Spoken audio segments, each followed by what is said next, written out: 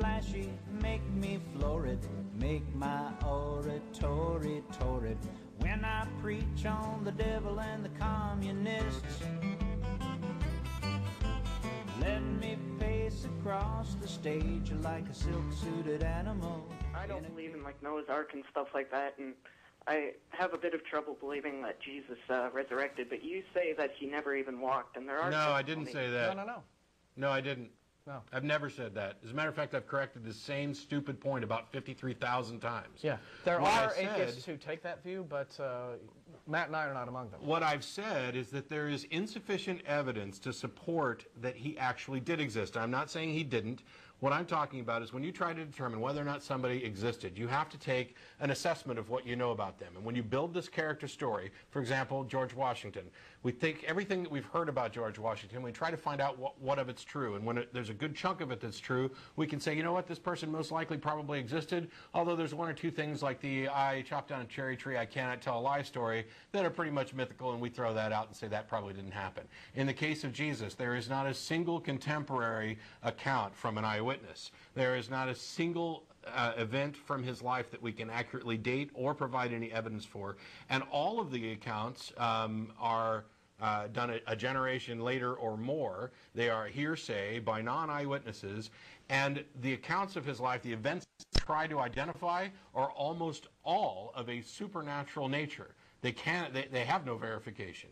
That's what I've said. I've said repeatedly, there may very well have been, as a matter of fact, I think it's likely that there may have been some itinerant Jewish rabbi or teacher named Yeshua around that period of time that is essentially the core of the story. But what the Bible records of his life and words and deeds, there's nothing, no evidence to say that that is reliable. Yeah.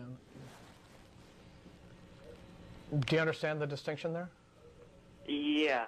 But Okay. I believe in an episode back you were saying that he was a legend. Yeah. I thought that meant Well, that let me give you an example of how these things can develop from a, if you're going back to antiquity, right? You ought to read some books dating back to that period. Some of the histories of the Roman Empire, for example. A really entertaining book is called The 12 Caesars by a writer named Suetonius, who essentially wrote this collection of biographies of the first 12 Roman emperors from Augustus onward.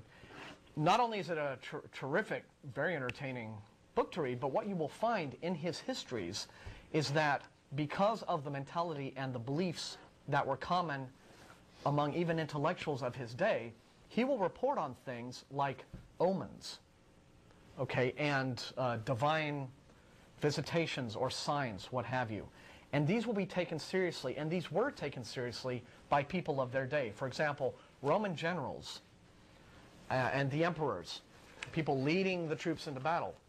Stories would circulate among, the legionnaires and the centurions about how, a hawk came down from the sky and circled the general's head 3 times and, took a poop on his helmet, and this signifies whatever. Or they would read the entrails of a goat.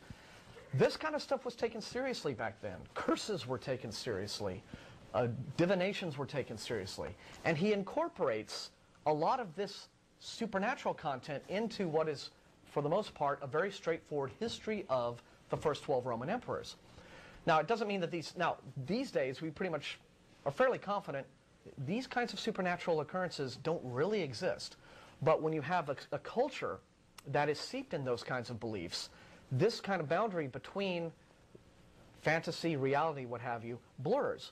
And so it is no wonder that a similar story or set of stories might emerge from a figure like Jesus, an itinerant Jewish rabbi who developed a following, became something of a rabble-rouser, a thorn in Rome's side, as it were. And from that point on, the legend kind of develops. So it's not to say that the character, the person himself, Jesus Christ or Yeshua or whatever his original name is, was not a historical person in any way, shape, or form. But what it means is, like a lot of the stories that were circulating about Roman generals and emperors and other famous people of the day, the reality of his life got mingled in with myth and legendary, and people would just build the stories and build upon them, and that's essentially what happens.